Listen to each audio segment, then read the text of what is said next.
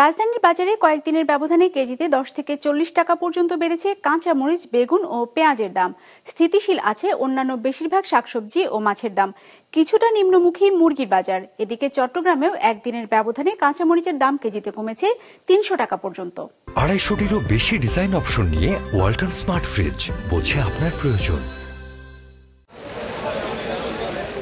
রাজধানীর বাজারে গেল 2 সপ্তাহ ধরেই কমছিল শাকসবজির দাম, তবে কয়েকদিনের ব্যবধানে ফের বেড়েছে কাঁচামরিচ, বেগুন ও পেঁয়াজের দাম। স্থিতিশীল রয়েছে অন্যান্য তরিতরকারির বাজার।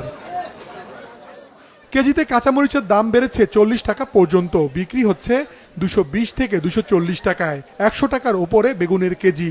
আমদানি করা পেঁয়াজের দাম বেড়েছে কেজিতে 10 টাকা। কাঁচামরিচ 200 টাকা কিনা, 220 টাকা বিক্রি। 3-4 দিন আগেও পেঁয়াজ 102 টাকা 3 টাকা ছিল, কালকে 113 টাকা আমাদের থেকে পাইকারি আমরা আনছি। বাজার মনিটরিংটা বাড়ানো দরকার, তাহলে আমার মনে হয় স্থিতিশীল পরিস্থিতিতে আসবে।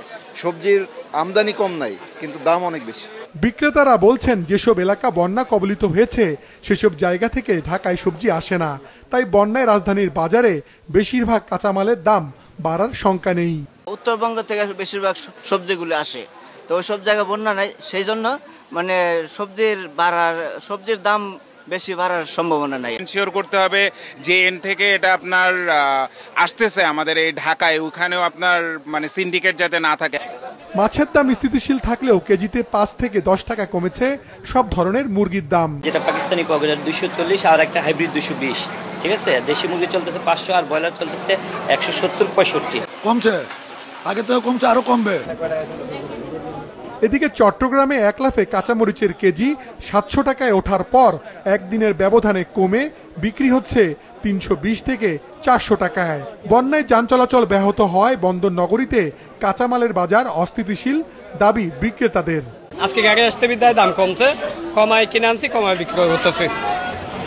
আজ দিনাজপুরের হিলিতে আমদানি করা পেঁয়াজ, রসুন ও আদার দাম পাইকারি পর্যায়ে কিছুটা ঊর্ধ্বমুখী দেখা গেছে। মাশরুক রাহাত, বিজনেস রিপোর্ট, মাছরাঙ্গা টেলিভিশন।